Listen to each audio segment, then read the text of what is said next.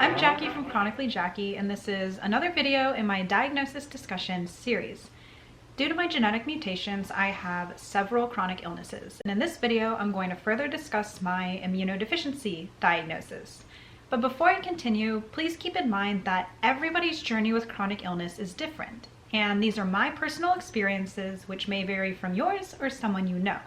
Also, be sure to check out the description for the other videos in my diagnosis discussion series and some helpful links.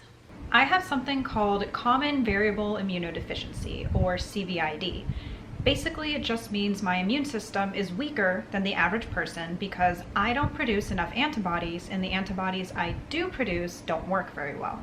Antibodies, or immunoglobulins, the names are interchangeable, are part of your body's defense mechanism. They act like a ball and chain that mark and slow down bad invaders so your immune system can attack them. But I am deficient in three important ones: immunoglobulin G, immunoglobulin M, and immunoglobulin A, or just IgG, IgM, and IgA.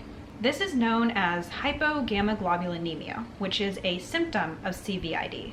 CVID specifically means you are deficient in IgG and also IgM or IgA, or you're deficient in all three of them like myself. This leaves me more vulnerable to sickness and infection, and when I do become ill, it is harder for my body to fight back. As a child, I had recurrent ear infections, and as I grew older, I struggled with frequent sinus infections, bronchitis, pneumonia, and more. It always took a heavy toll on my body. It wasn't until I was 21 that I was tested for immunity issues through extensive blood work, and that's when I received my diagnosis, which isn't uncommon because most people with CVID are diagnosed in their 20s or 30s. My testing revealed not only the immunodeficiencies, but also some hyperactivity. An immune cell function test showed that when my immune system is activated, it basically overreacts, and I had other testing with similar results. The hyperactive parts of my immune system are what causes my mast cells to go into overdrive, resulting in my mast cell activation disorder. So my faulty immune system does cause quite a few complications. And just to clarify, this is not autoimmune where the body attacks itself, but rather my immune system just cannot function properly. So what are we doing for all of this? My main treatment is something called intravenous immunoglobulin, or IVIG, where we take healthy immunoglobulins from plasma donors and give it to me intravenously.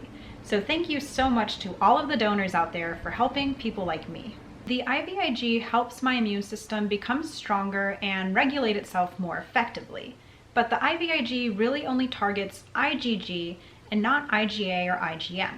After nearly a year on the IVIG treatments, my IgG has finally come within normal range, which means I am less susceptible to sickness and infection, and my body can fight a better fight. While this is amazing news, I'm not cured. There's actually no cure for CVID right now. And while the IVIG definitely helps, I still have a faulty immune system. I may not be deficient in IgG anymore, but I'm still deficient in IgA and IgM. Plus, the immunoglobulins my own body produces still have their own issues, and I have to continue on the IVIG if I want to keep seeing positive results. Some other things I do for my immune system include keeping a very clean home, washing my hands and using hand sanitizer very regularly, taking precautions if someone I know becomes ill, and using a mask to help filter germs if I'm in a high-risk area such as doctor office waiting rooms and hospitals. These are not foolproof, but they are extra precautions we take to help keep me safe. Being immunocompromised is different for everyone. While it can be tricky and I do have to be careful and do things a little differently, I don't have to be in a bubble. I can still go out and live my life thanks to the help of IVIG and some other precautions. I just manage it the best I can and find ways to keep moving forward. I hope this video on my immunodeficiency was helpful, and thank you so much for joining in on my diagnosis discussion series.